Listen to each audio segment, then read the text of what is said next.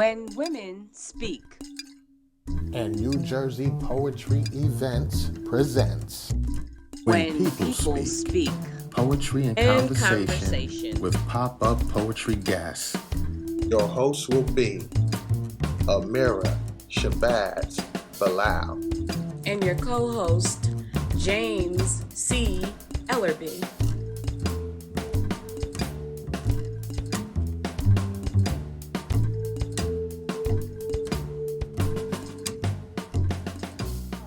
Let's move the show right along. We have more power to follow. My next guest is a young lady who goes by the name of poet Mariah Ayscue.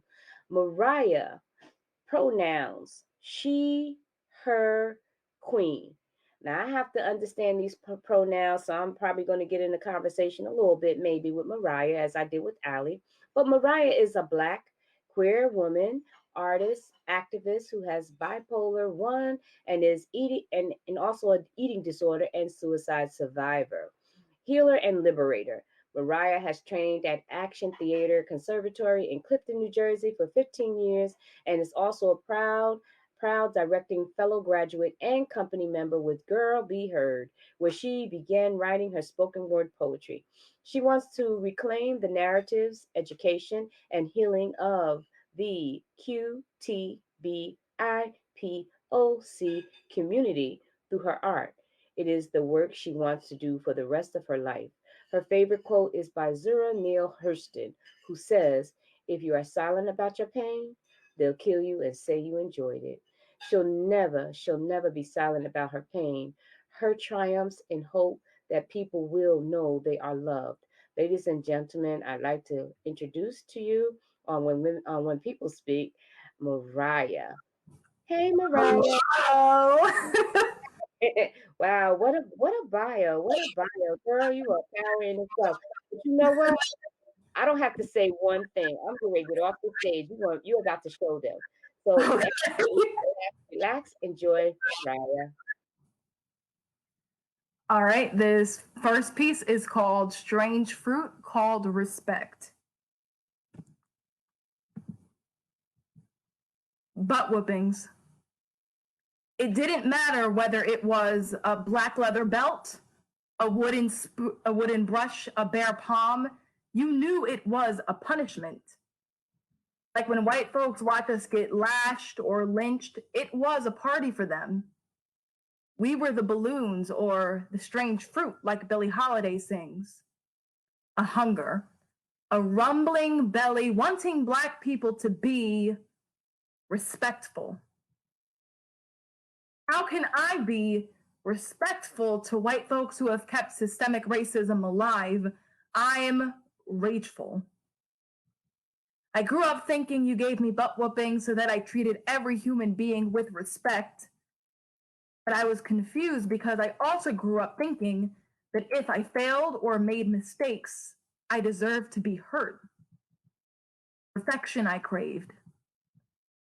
It wasn't until I grew older that I understood why the white kids rarely got butt whoopings, but the Black kids always did. Yes, I know I'm supposed to be respectful to every human being. And yes, I forgive you for giving me butt whoopings, because if I wasn't respectful to white folks, I could end up having a horrific open casket funeral, or be found floating in the Hudson River, or be shot for Skittles, or be burned alive in the trunk of a car, or shot for sleeping or going on a run, or have my neck knelt on for 9 minutes and 29 seconds as if a global pandemic wasn't enough stress. Yes, I forgive you. Because I don't have the white privilege to not be respectful. Because tomorrow I could end up being the next strange fruit they hungered for. Thank you. And the next piece I have is called This Is Not a Superhero Movie.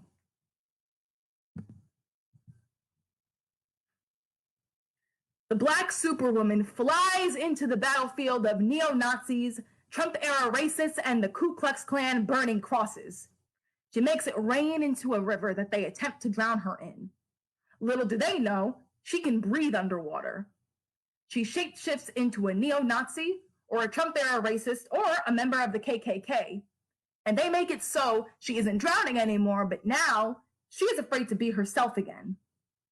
She makes herself invisible so that they cannot kill her, but now she cannot see herself for who she truly is. She becomes a time-traveling machine, remembering what it was like before Christopher Columbus. She tries to control his mind so that America never happens. But after her telepathy with her ancestors, she decides to keep fighting for her freedom. She turns herself into a time machine again, back into the red, white, and blue. And when they see her, they raise their tiki torches high and swing their noose in the air. She creates a force field to try to stop their racism, but she can't dismantle it by herself. And she just so happens to be underneath a tree. She climbs the tree. She is ready to fly away, but they are waiting for her to fall. She calls on the strength of every Black superwoman before her. Her body pulses with strength. She looks them dead in the eyes and smashes white supremacy. Standing in the rubble on the battlefield, there are no other Black superwomen from this generation because they have more people to save. And all Black, brown, yellow folks, red folks are battling white supremacy too. White people that claim to be allies come onto the battlefield after all this. They did not fight beside her during the war. And they are all screaming, "The Black superwoman saves the world." No. I'm snatching the remote from your hand. I just turned off the TV because this is not a superhero movie. I cannot fly or change the weather or breathe underwater or shapeshift or make myself invisible or time travel or control minds or read them or create force fields or have super strength. I'm a strong Black woman that cannot be so strong all the time. I'm not saying that I stop fighting for my freedom.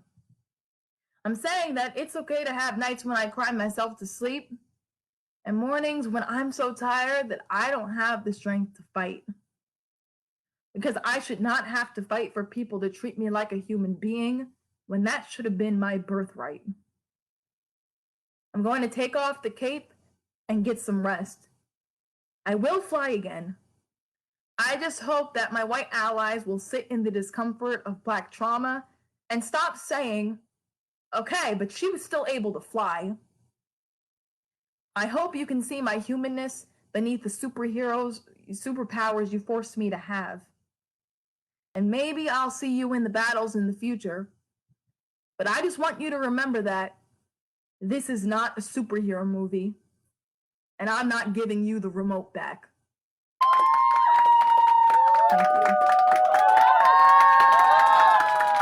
So I'm assuming that was my thank you to join you back on the platform. I was sitting back there going, "She gonna do another one, she gonna do another one, she gonna do another one." Amazing. Amazing, Mariah, amazing. So Mariah, are you published? Not yet. I'm trying. I'm still in the process. So then my next question is absolutely perfect. How many half-written books do you have? 3. I knew it. So like there are 3 separate things waiting for completion. Are they on different subjects? Are they all on poetry, or is any outside of poetry? What do you got going on? The first one, it's all poetry. I called it The Resistance Letters in honor of Diane DePrima. And because she wrote the Revolutionary Letters. She's my favorite poet. So I don't have to ask that question. So she wrote the Revolutionary Letters, and it's literally just Revolutionary Letter number 1, number 2, all the way on. And when I read that, I was like, oh my God. And so that is, so I was like, I want to write something in honor of her. But what I did was I did things that were focused on what was happening now. So they're not in my voice. it's a collective, all these different voices, they're characters. So the first one, the second one is called We Are the Blasting Silence, and that's poetry, prose, and that's my story. And it like takes us through the resistance movement, but from my experiences. And then the third one is I'm writing, so it's called Prayers or Spells, and it's about the women in the Bible that beneath the narratives of men, like taking them out and just like allowing them to speak for themselves. And yeah, and I say in the beginning of like the book, not like a whole like poem or anything, but I say this is a prayer or a spell. The only difference is where you see magic, and it is everywhere.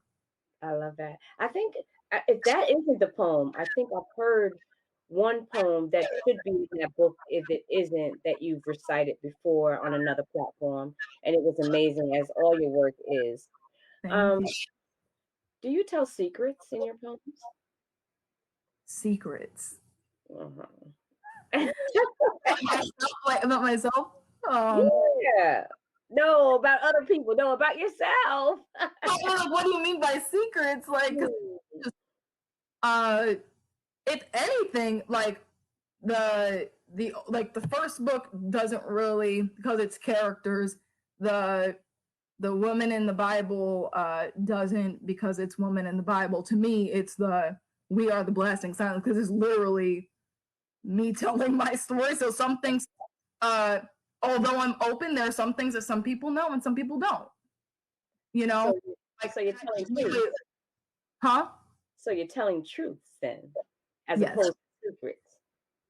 Yes. Okay. So like I love to ask that question, because sometimes like as you're writing a poem, to be truthful, it's starting out as a secret, something that has been inside of you since whenever, and it needs to come out. And then as you begin to develop it, it may be that you've outed that thing and it's no longer a secret. It is a truth. So I just wondered if you had any kind of experiences like that. That's why I asked, do you tell secrets? So what do you think about, well, let me ask another question. What's your superpower? My superpower. Oh my God. I would say healer. Healer would be with my words, or like I'll sing like to soothe myself, but also sometimes like other people that might be stressed or like whatever. I'll sing like the spirituals that I grew up with. Also, you've heard this on my other like things. I'm like in which, so like that some things are on that side too. Poetry, like theater. Sometimes I'll just ask people, I'm like, what do you like? Well, not sometimes, I ask all the time, like, what do you need? Like, I don't have to understand everything that's going on with you to love. Have to hold space and stand in solidarity with you. That's it. So point blank. Like that's the superpower. Where do you draw your inspiration? That's my final question. Like what inspires you to be? And do I need to use a pronoun? Because I just learned that from Ali. Am I using pronouns, or can I say to be woman, to be you? What inspires you? Yeah. So my pronouns are she, her, queen. She, her, like, okay, like we get that. The queen, the short version is everybody always wonders, because I don't do it in like every setting, but the queen is the story of my crown. Wow. Really, I draw my inspiration. Is the hat the crown? Because I love that, and so do a lot of people. And so that crown, it gives you power, you think, or you feel, or it's an inspiration, obviously. So yeah, I mean, the short story, because I'm not going to go on because I know we got more people, but the short story is, I grew up at a Baptist church, and there was a woman there. Her name was, I called her Miss Robinson, Sister Robinson, but her full name was Odessa Robinson. I called her the queen because she wore those big Baptist church lady hats. And I called all of them crowns. And she gave me so much inspiration. The two things that she told me One was she was restoring a pipe organ in the church that I never heard the sound of, and people thought she was crazy. And she told me about a situation in her rehabilitation center, and she was like, no matter how old or broken you get, like, you can still play your music again. And she fixed the pipe organ, and I got to hear it. And so part of that is a story of restoration. And then her last words between us two, I was coming up to her, and I always go, oh hell, and she's like, oh my God, you're so loud. And I said to her, I was like, when my crown goes up one day, I want it to be just like yours. And she said, you'll have your crown one day and it'll be nothing like mine. And those were our last words. And she died on Thanksgiving morning. And I was like, I know I need to make mine, but I don't know what. So Christmas, I called my mother, and so I was like, mother, and like, I need a top hat. And she was like, okay. So she gets me a small top hat. My head's really small, so it didn't even fit the small, so I had to wear a scarf underneath it. And then I was listening to Janis Joplin a lot. I had a Janis Joplin cassette. Don't make fun of me about the cassette thing, but I won't. I love Janis Joplin. But check it out. Oops.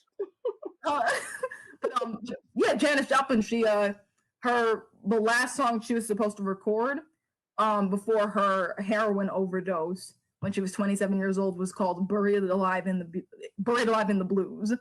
So the hat is a symbol of resurrection, restoration, healing, and just that, like, never allow myself to be buried alive in the blues. Like, my story's not over yet. So like, where I change the scarves, because I change them according to what I'm feeling. I don't change it according to what's good, because I don't match. You've seen me on these. I don't. It doesn't have a matter with that. It's more so like, what am I feeling? And like many people, they're like, oh, what am I feeling? And they'll make a painting. I do that with the crown. Beautiful. And nonetheless, it's beautiful. It's original, and I get all of that. Mariah, so I'm going to see you on May 18th for When Women Speak. Yes. Thank you so much. And I'm also going to talk to you about a project for When Women Speak where you'll probably get published a whole lot faster than you even ever imagined. But I'll talk to you about that in a separate case. Mariah, thank you for being a part of When People Speak, and I hope to see you again. Thank you. You're welcome. Have a good evening. Promote your business live on When People Speak. Our promo videos are 35 seconds. They're ran for 3 shows, and it's a good way to grow your business. Support our platform at a low promotion fee.